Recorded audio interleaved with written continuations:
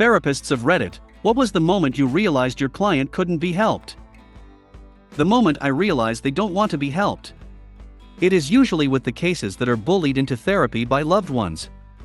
Of course, most of them at least become curious of the process and start being a part of it, but there are the few that just won't stop resisting no matter how many sessions. Clients who only come because someone made them come by their partner, parents, or by the court system. Generally a waste of everyone's time and money. Rarely someone referred by someone else does make progress, but usually it's an indicator to me that they are not ready/motivated. When the child is younger than 8 to 9 years old, and the parents want me to only work with the kid to change the kid's behavior. Ain't gonna happen. You change the environment and parenting, and then you see changes in the kid's behavior. When she committed suicide, it might sound harsh, but she was one of my very first patients as a doctor. Had several sessions with her together with colleagues. She was a very nice person. She will be forever stuck in my mind. They had an advanced extreme case of antisocial personality disorder, too agitated, too aggressive, with substance abuse. After months in therapy at a hospital, there was no progress whatsoever and nothing to be done. Their family didn't want them, neither did the police, nor the hospital, and after setting their bed on fire and harming the other patients, I was just too scared to work with them, so I closed the file and spoke to the doctor to find another solution. Sadly, COVID happened and they had to lay off a huge majority of the staff in the hospital. Since I was still new, I was let go. I still don't know what happened with the patient. I had a guy tell me that he likes to hit his wife, it's his right to do so, and that women are not smart enough to make good choices without physical discipline. I referred him to a male colleague who specialized in batterer intervention. Only happened once. The person just had no intention of changing. Would lie in sessions, didn't think they needed help, come up with helpful strategies together, and then just never follow through because they didn't want to. Essentially, this person didn't want to change and didn't want to be in therapy, so we had that conversation. The best they can hope for is to live out their days as a ward of the state in a facility where they can be regularly medicated and kept away from society. This girl is smart, very smart, but also she doesn't understand consequences in the least. And one little thing you might say to her like, "We can't get a drink of water from the fountain. Let's go in here. I will get you a bottle of water," is a justifiable cause in her mind for her to gouge your eyes out with a cafeteria spork and strangle you until you die. Client was just coming to sessions because they had a crush and, in their words, thought they could make me fall in love with them. This happens very often, and has made me consider leaving the profession. Another client had no desire to stop using, or even try harm reduction. Their drug misuse was getting in the way of any progress. One client was motivated when in session, but would go back to toxic group of peers who would essentially undo everything. Client didn't want to reduce how much they were seeing said peer group, nor remove them from their life. These clients only represent about a quarter of my roster, thankfully. In the end, everyone has to help themselves. You can guide them and offer suggestions and tips, but if they're not going to do the work, and if they're not going to work to let go of the stuff that's holding them back, then there is nothing you can do. A client here, I was fired after 3 sessions as my problems were too first world for the counselor. I was dealing with professional burnout and perfectionism, she was focusing on alcoholics and domestic violence victims. Try this on for size: 22 years old homeless indigenous male with schizophrenia, polysubstance addictions, and extensive history of trauma. 6/70 in previous traumatic brain injuries. Parents dead from overdose. And apparently too crazy for a secure PSYC admission. There are thousands of people in this situation. Be it black, white, indigenous, or whatever. As community addiction and mental health workers, we help as much as we can until they inevitably overdose or kill themselves. That's the mental health system in Canada. I work in a high school. Couldn't make this up if I tried. It's one of our contract peer support counselor last week before she moves on to a new job and came up to me shaking a few hours ago, and I was like, "What's up?" She said the student she has been working with for the last 2 months, who's basically a train wreck, just got a new boyfriend and they already sleep together, but was happy, and when she showed her a pic of him, it was the counselor's 19 years old brother. She was like, "WTF, what do I do? I can't break confidentiality, but it's my brother, and it's kind of breaking the law." Plus she said the two of them together are a bad combo. Just a WTF moment. I swear, this could easily be turned into a horror movie. Young lady wants to help troubled youth. Kid gets attached, adult gets offered new job, kid flips out, goes psycho and stalks her, starts dating younger brother just to attend family's functions. Just to be near her. Where she confesses her love and tries to kill her.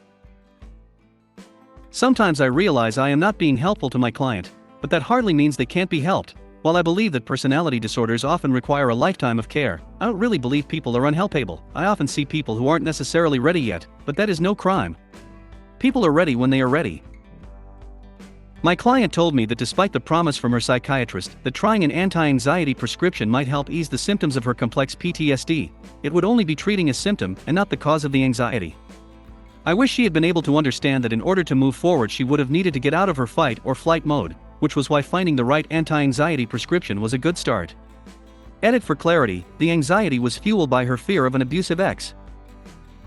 Speaking from my past experience, when I was 17, I went to therapy alone and hid it from my parents. My home life was toxic AF. I dealt with domestic violence at home. My older brother would break everything in the house and would hit me and my mother. It wasn't normal sibling fights. I couldn't say I felt unsafe because I was a minor and my mom would be mad at me if social services got involved. Of course I couldn't be helped. I was lying about a big part of my life. Therapy doesn't work if you're lying. But also, if you're a minor, you are so scared of being in trouble that you just lie. I think I'm the client that can't be helped, uneasy face. I want help and I have benefited from therapy. I've also had mild success with meds. But every day I want to die and I can't see that changing. I struggle with basic day-to-day things. I'm tired all the time. I don't know what else to do, sad face. I got kicked out of a psych ward once. I was on an involuntary 5-day hold and they told me if I didn't take their medication they would take me to court. Then the next day they dropped the hold and kicked me out. That was over a year ago. The same hospital just did the same thing to me, but this time they took me to court and committed me. I don't understand their tactics. I had a client when I worked in the security industry who was just an absolute nightmare to work with. I got a call one day from a guard I had working there. He was in tears over how he was being treated by the building property management. The security supervisor, who was an employee of the property management company and reported directly to my client, had told him the contracted security staff were not allowed to use the staff lunchroom for their breaks and instead had to eat in the change room attached to the bathroom and showers. My employee said he could no longer work there because of how they treated the contracted staff, and I didn't blame him. When I called a meeting with them to discuss this and other similar issues, they spun it around and tried to blame the security staff, saying they were staff of the property, and because of this could not use the staff lunchroom. So they had to use the only other available space, the change room. I told them this was not acceptable on any level, and I would not have my staff degraded in that way. My manager was also in the meeting and asked me to leave the room for a few moments. They had a private discussion, and when I came back I was promptly removed from managing the contract. My manager threw me under the bus and informed them that I was not managing the contract effectively. Needless to say, I quit a few months later because you don't treat people that way. When I quit, they fired me for quitting. When you realize the cause of their problematic thought and behavior patterns are not rooted in them, but in the social structure in which they are placed. CBT can make someone comfortable with their disadvantaged position, but it cannot change it. At a rehab center, one patient was telling me all the stuff he used to steal from his family and friends, so he could support his addiction, and at one point he goes, "I stole from everyone in my life. If I'm honest, I didn't steal from the devil because I couldn't find him."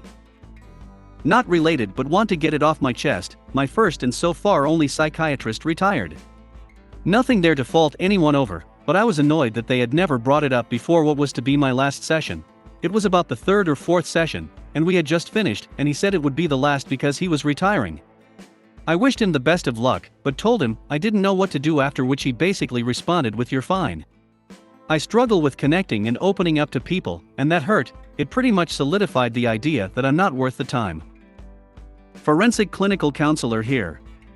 Fully diagnosed clients with narcissistic PD, antisocial PD, and borderline PD are generally considered treatment resistant.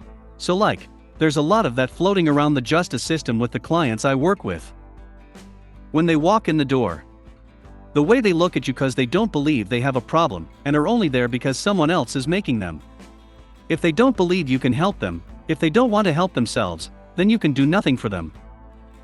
When he came to the session high, stating he was not under the influence, but had taken eye drops and blames his psoriasis. Then told me he was going to live in a tent in his father's backyard and continue to get high. I was the middle child of a family. We never went to therapy, because every fight would be forgotten for them. Only I can remember every fight from the first to the last moment of it. We would always apologize once my parents are done fighting. Sometimes after fights another one would break out. I would be the first to hear it and tell everyone else, so we would go to a cousin's house and stay there until the fighting would be done, and am the only one willing to go back to the house and take things to comfort my younger sibling. Most of the time the fight would occur at night, so we would do things we would not do regularly as a safety precaution to try to forget. The fighting wouldn't work for me, but it would calm me down.